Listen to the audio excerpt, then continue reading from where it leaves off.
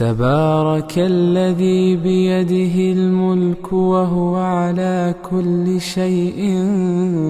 قدير،